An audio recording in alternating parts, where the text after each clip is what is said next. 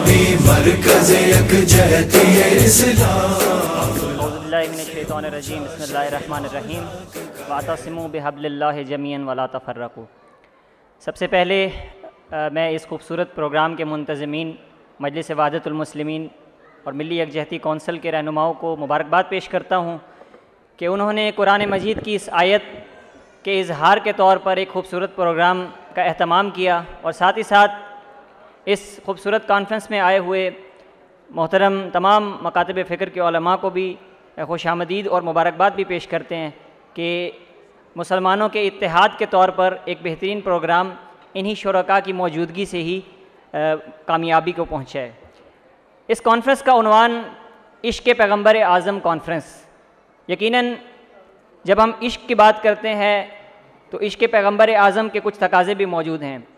अगर हम रसूल खुदा की ज़िंदगी का मुशाहिदा करें तो हमें देखने को मिलता है कि रसूल खुदा वो अज़ीम हस्ती है कि जो अरब के जाहिलियत से भरपूर मुआशरे में, जुल्म से भरपूर मुआशरे में, जुल्म व सितम से भरे हुए मुआशरे में सादिक और अमीन के तौर पर कहलाए जाते हैं। जहाँ पर सदाकत और अमानत का तसव्वुर नहीं था, वहाँ पे हमारे पैगम्बर आज़म सादिक और अमीन कहलाते हैं। उस मुआशरे में अगर हम मुशाहिदा करें रसूल खुदा की ज़िंदगी का तो वो अपने हुस्न अखलाक और खुश अखलाक की वजह से लोगों को मुतासर करते हैं और इस्लाम की तरफ राग़िब करते हैं। एक और अहम नुक्ता जो रसूल खुदा की ज़िंदगी में आया है वो उनका रसूल खुदा का तन्हा पूरी दुनिया में होने वाले, बिलखसूस अरब मुआशरे में होने वाले मज़ालिम के ख़िलाफ़ डट जाना है कि जहाँ पर अखलाकियात की कोई कदर नहीं थी, जहाँ पर बेटियों को ज़िंदा दरगोर कर दिया जाता था। यकीनन रसूल खुदा की ज़िंदगी हमारे लिए अपनी ज़िंदगियों में नमूना अमल है, चाहे हम ज़िंदगी के किसी भी हिस्से से ताल्लुक़ रखते हैं। तो ये तमाम पहलू हमें अपनी ज़िंदगी पर लागू करने की ज़रूरत है। यही इश्क़ पैगम्बर आज़म का तकाज़ा है। हम हर साल रबीउल अव्वल के महीने में रसूल खुदा से मोहब्बत का इज़हार करते हैं, उनकी विलादत के अय्याम में वहदत के प्रोग्रामात करते हैं।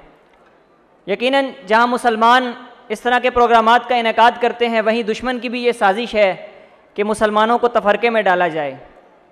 इब्तदा में 12 रबीउल अव्वल और 17 रबीउल अव्वल दुश्मन की ये साजिश रही कि शिया और सुन्नी को इस इख्तलाफ की वजह से तफरके में डाला जाए कि एक तबका 12 रबीउल अव्वल को विलादत मनाता है और एक तबका 17 रबीउल अव्वल को।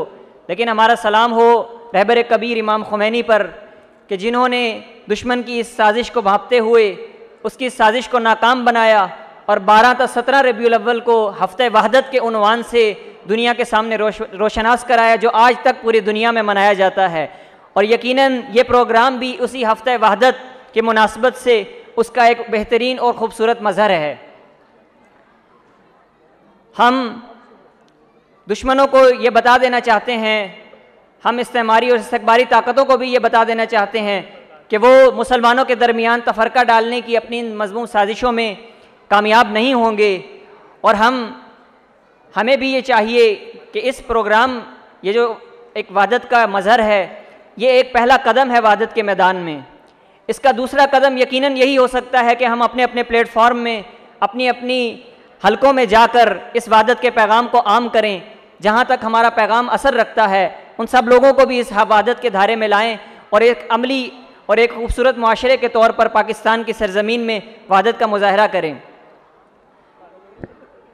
इसके बाद एक और अहम नुक्ता जिसकी तरफ रहबर मुअज़्ज़म सैयद अली ख़ामेनाई ने भी इशारा किया, जो यकीनन हकीकत पर मबनी है कि अमेरिका और बरतानिया जो कि दुनिया में इस्तेमारी और साम्राज्यी ताकतें हैं, जिनका असूल यही है कि डिवाइड एंड रूल, के तकसीम किया जाए और हुकूमत की जाए, लोगों पर मुसल्लत हुआ जाए। रहबर ने 2 नज़रिए मुतारिफ़ कराए, 2 किस्म के तबके मुतारिफ़ कराए, जो कि अमरीकी सुन्नी और बरतानवी तशई।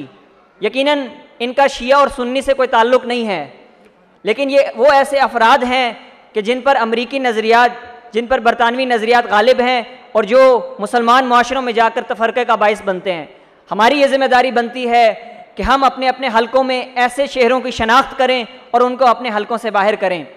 आखिरी बात मैं यकीनन पाकिस्तान के मुतल्लिक़ करना चाहूँगा। पाकिस्तान जो कि इस्लाम के नाम पर बना, पाकिस्तान जो कि इस्लाम का किला है, जो शिया और सुन्नी ने मिलकर वहदत के साथ बनाया। आज अमरीकी सदर, अमरीका वो मुल्क के जिसकी बुनियाद वहाँ के रहने वालों रेड इंडियंस के कत्ले आम से रखी गई। अमरीका वो मुल्क के जिसने हिरोशिमा और नागासाकी में एटमी बम धमाके करके वहाँ के लोगों को कत्ले आम किया। अमेरिका वो मुल्क जो दुनिया के तमाम जहाँ भी जंग मौजूद है तो उसके पीछे आपको अमेरिका का हाथ नज़र आएगा, जिसने यमन का अमन तबाह किया, जिसने इराक और शाम का अमन तबाह किया, जो आज भी दीगर ममालिक के अमन तबाह करने के दर पर है।